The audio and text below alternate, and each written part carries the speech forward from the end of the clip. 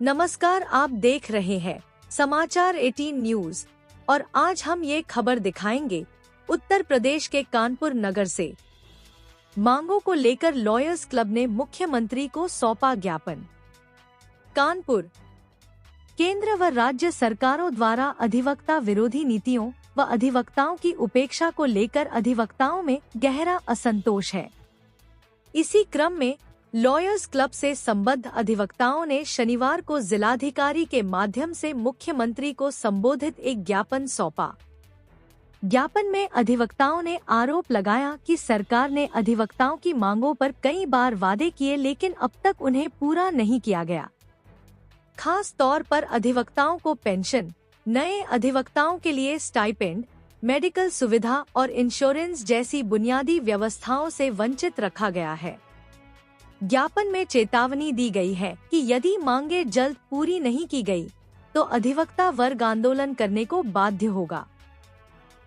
ज्ञापन में यह भी उल्लेख किया गया कि पूर्व केंद्रीय कानून मंत्री रविशंकर प्रसाद और वर्तमान कानून मंत्री अर्जुन राम मेघवाल ने भी वकीलों के हित में आवश्यक कदम उठाने की बात कही थी, लेकिन जमीन पर अब तक कोई ठोस कार्य नहीं हुआ। लॉयर्स क्लब ने सरकार से वकीलों के लिए एडवोकेट प्रोटेक्शन एक्ट, मेडिकल व जनरल इंश्योरेंस, पेंशन और अन्य सुविधाओं को शीघ्र लागू करने की मांग की है।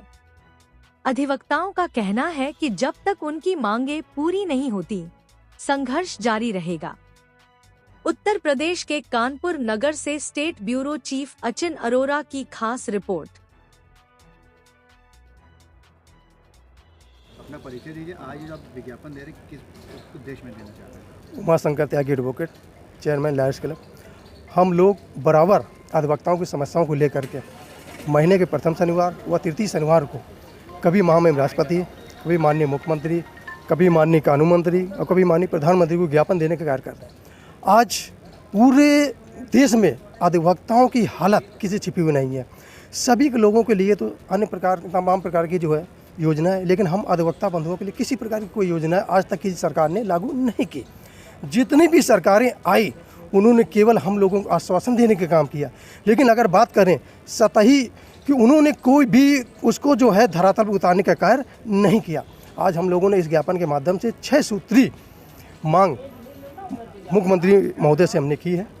आज बहुत से हमारे अधिवक्ता साथी पढ़ करके आ रहे हैं, लेकिन उनके लिए चैम्बर की व्यवस्था नहीं है, जिस कारण वो बैठ करके अपने अधिवक्ता पेशे को ठीक से नहीं कर पा रहे। दूसरी बात, हमारे बहुत से अधिवक्ता साथी हैं जो असमय काल में समा जाते हैं। उनके लिए किसी प्रकार की न तो पेंशन की व्यवस्था है, न उनके किसी प्रकार की स्वास्थ्य की व्यवस्था है, न उनका दुर्घटना बीमा की जो है व्यवस्था की गई। तो हम सरकार से इस ज्ञापन के माध्यम से मांग करते हैं कि उनके लिए जो दुर्घटना बीमा की व्यवस्था की जाए, उनके लिए स्वास्थ्य बीमा की व्यवस्था की जाए।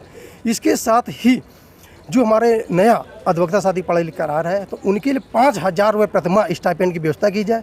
इसके लिए लाइब्रेरी मेंटेन करने के लिए 2,000 रुपया प्रतिमाह स्टाइपेंड उनको दिया जाए, जिससे कि वो जो है अपने ज्ञान को जो है बढ़ा सकें, अधिवक्ता पेशे को आगे बढ़ाने में अपना जो है दे सकें। ज्ञापन में क्या आश्वासन मिला आपको? आन दिया है, तो ज्ञापन देते हुए उन्होंने जो हमारे अधिकारी महोदय ने ज्ञापन दिया है कि इस ज्ञापन को हम जो है शीघ्र ही मंत्री को पहुँचा देंगे और आपकी बात उनको रख देंगे। अधिवक्ता भाइयों से क्या कहना चाहेंगे?